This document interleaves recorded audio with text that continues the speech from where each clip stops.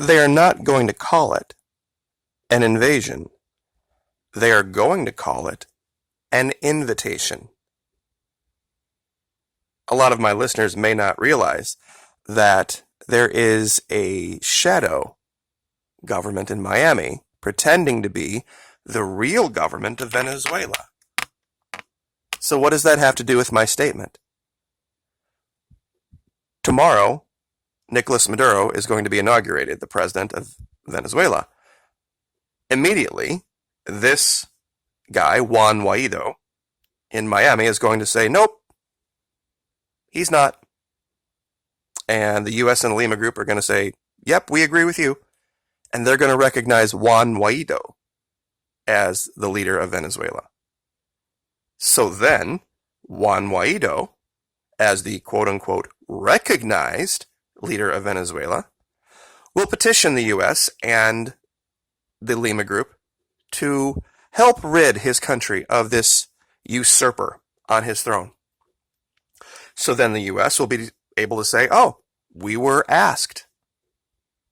We were petitioned to help solve this humanitarian crisis by the duly authorized and recognized government of Venezuela in Miami.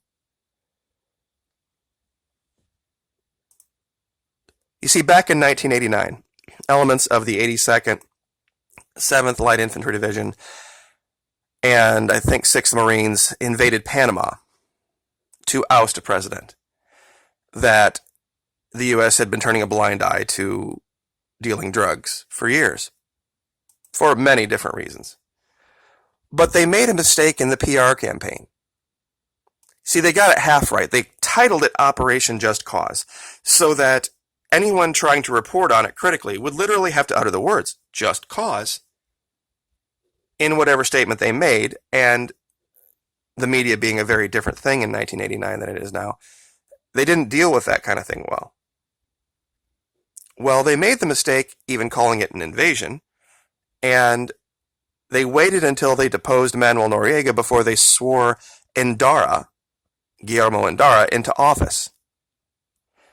See, the U.S. got smart after this, because we lost 5 SEALs and hundreds were killed. Thousands were wounded. What they're going to do now is they're going to just get ahead of the whole game and say that Nicolas Maduro and the Bolivarian Republic do not exist. The only authorized government is in Miami. Now, one critical piece of this puzzle that I haven't revealed yet, this is from the 175th meeting of OPEC from their website. Go down to and I'll link this for you, go down to the 5th paragraph from the bottom. The conference elected H.E. Manuel Salvador Quevedo Fernandez, People's Minister of Petroleum of the Bolivarian Republic of Venezuela, as president of the conference for 1 year, with effect from 1 January 2019.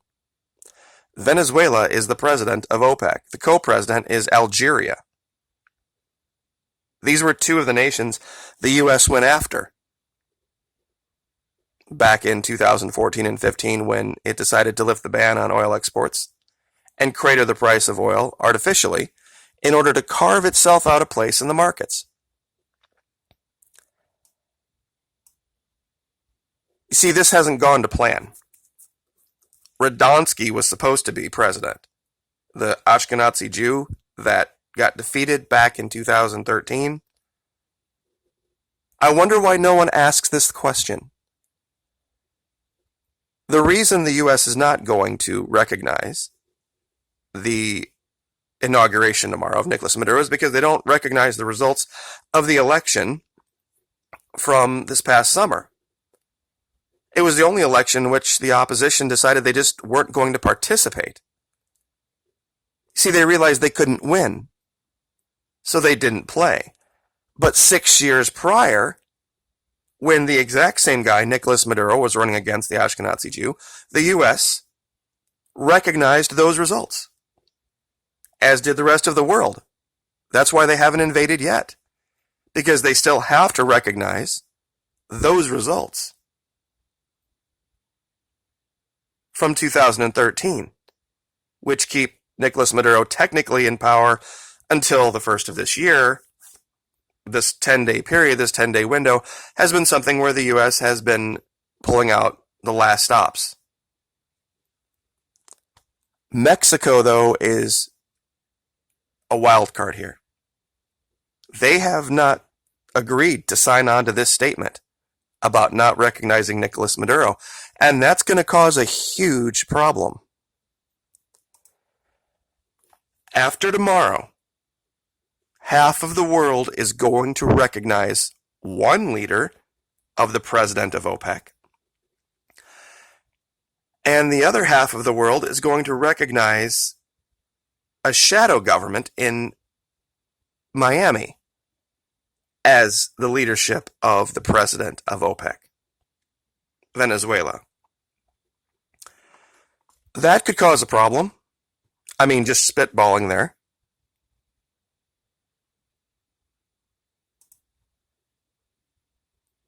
The lines are being drawn, and they're being drawn very clearly as to who's going to be on what side in this. I think this channel has proved beyond the shadow of any reasonable doubt that the U.S. story about what's happened in Venezuela since 2013 is total and utter bullshit. We've talked about the sanctions. We've talked about the paramilitaries, the hypocrisy with Colombia, the artificial cratering of the price of oil. It's all out there. The information, I don't think anyone can really look at it critically and say that the U.S.'s broad, vague statements about socialism always failing have any weight or any credibility. January 10th, 2019, Nicolas Maduro will take power. After that date, there's going to be a schism in the world. A very stark one. And it is going to eventually lead to boots on the ground and bullets flying and everything that war brings. Many are going to die, unfortunately, over gold and oil. This isn't going to be, as was referred to last night, a crisis of the heart and soul. This is going to be straight up about who wants what badly enough. And the U.S. is now in a very, very, very difficult position.